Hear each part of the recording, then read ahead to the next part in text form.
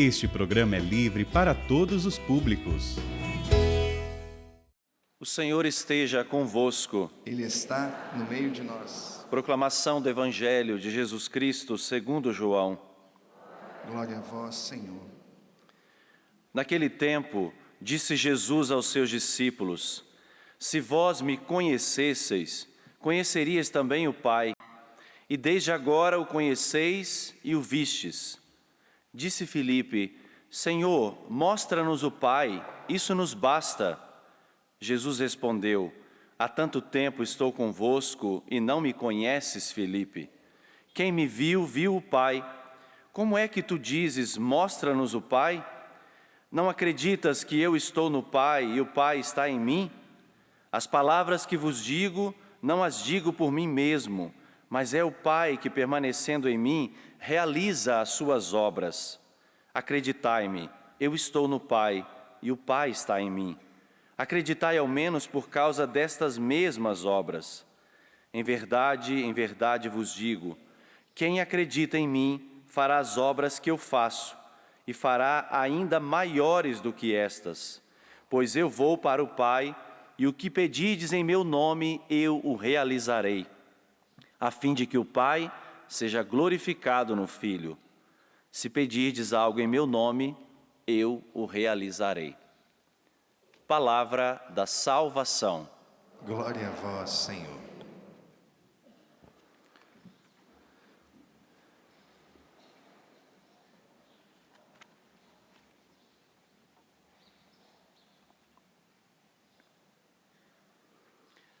A afirmação do Evangelho em que Jesus diz: quem acredita em mim fará as obras que eu faço e fará ainda maiores do que estas.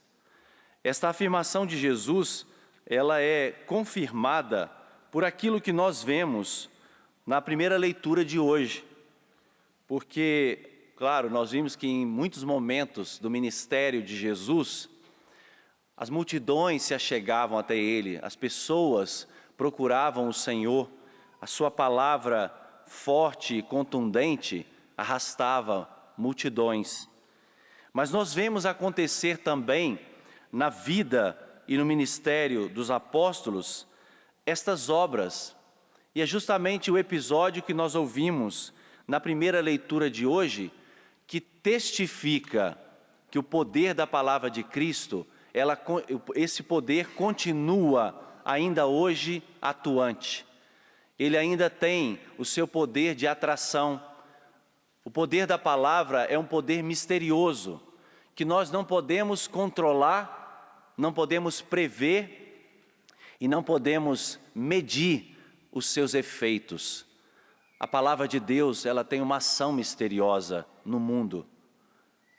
Nós não podemos nunca perder a esperança diante de um mundo que, em muitos momentos da história, um mundo que se apresentou corrompido, pervertido, um mundo que se apresentou recusando a mensagem do Evangelho. De tempos em tempos nós temos grandes efeitos do pecado, das trevas, mas nós não podemos desanimar, porque o efeito e o poder misterioso da palavra, ele ultrapassa as realidades da história, ultrapassa.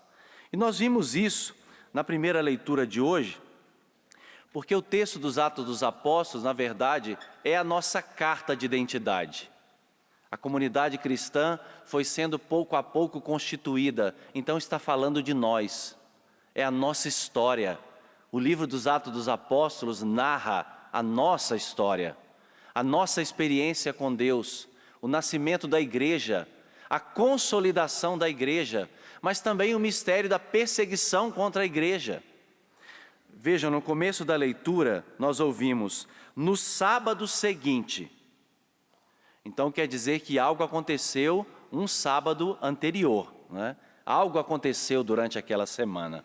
Foi uma semana, foi um intervalo de tempo de uma semana.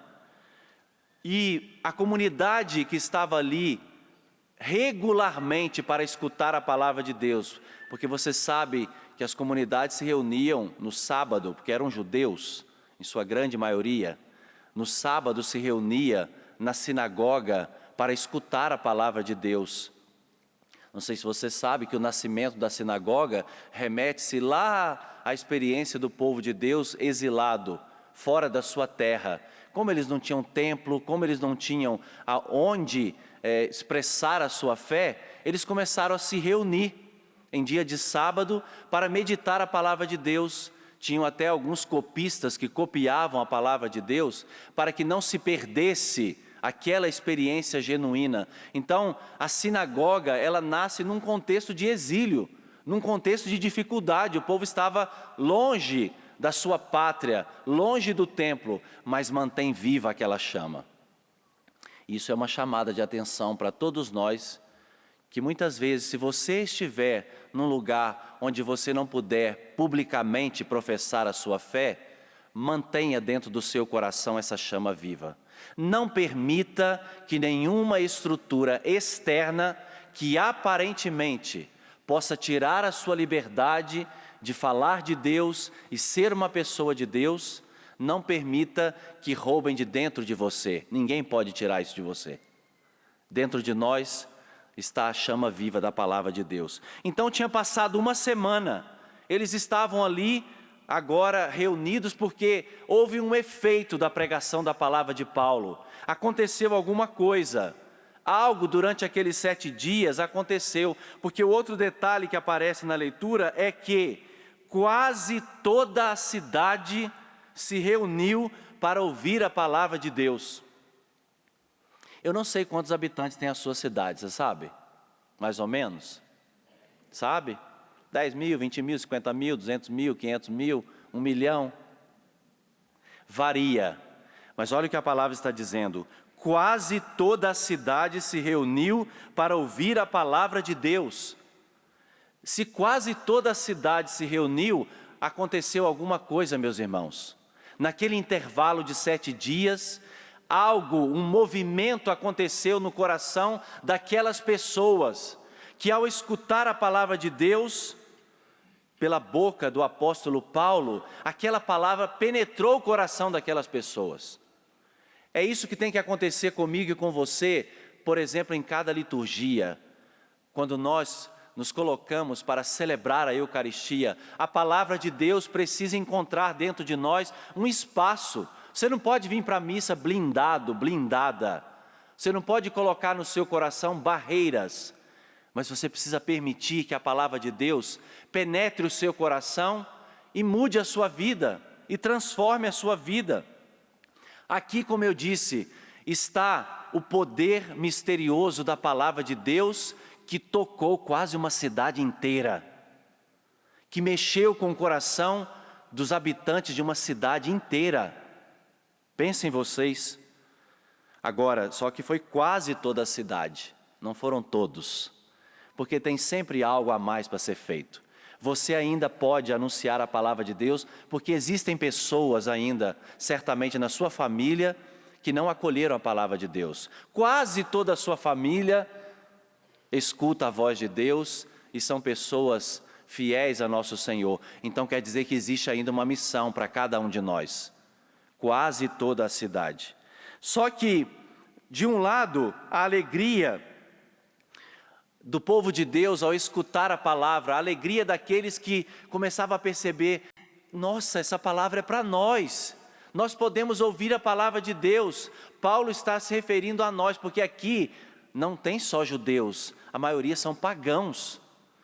Paulo estava na cidade onde o maior número era de pagãos, pessoas que estavam fora do contexto religioso, pessoas que não eram aparentemente destinadas a promessa de Israel, e eles estão alegres, mas por outro lado, tem um grupo de judeus que ficaram cheios de inveja, e com blasfêmias opunham-se àquilo que Paulo dizia. Vejam, aparece aqui a inveja dos judeus. A palavra que aparece aqui na tradução original, nem é inveja como nós temos no português, a palavra é zelo, mas não é um zelo saudável, é um zelo doentio, é um zelo fundamentalista, é um zelo, mas de pensar assim, alguém pode roubar o nosso lugar, Os judeus estavam preocupados porque quase toda a cidade estava reunida. Certamente eles não viam há muitos e muitos anos a sinagoga cheia daquela maneira. Eles não viam tantas pessoas com sede de ouvir a palavra de Deus. E isso provocou não um conforto da parte dos judeus, mas uma inveja. Eles ficaram incendiados e pensaram: olha, eles podem roubar o nosso lugar. E aí, usando até mesmo do argumento religioso, a gente pode cair muitas vezes num fundamentalismo, não só como viveram os judeus, mas nós também podemos viver também um fundamentalismo da nossa fé. E com o pretexto da nossa fidelidade a Deus, não é? Muitas vezes colocar na conta de Deus o que Deus não quer. Nós não podemos viver essa experiência que os judeus viveram. Nós não podemos deixar que o nosso coração se corrompa, porque nós temos que ter consciência, em primeiro lugar, nós que fomos alcançados pela palavra de Deus, compreender, tem lugar para todos. Pense você na sua vida.